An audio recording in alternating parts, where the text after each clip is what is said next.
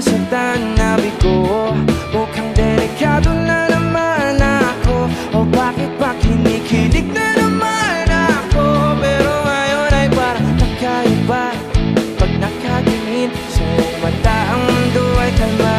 Ngayong nandyan ka na, di magmamadali. Ikaw na ang katabi, hanggang sa ang buhok ay pumati.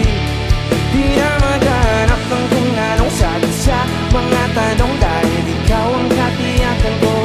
Hindi na ako bibitaw, ngayong ikaw na ang kasayaw. Kung meron mang kulay ang aking nagsisilbing tanglaw, ikaw ay dilaw. Di akalain mararamdaman ko muli ang yakap ng panahon habang kumakalabit ang init at sinahag ng araw.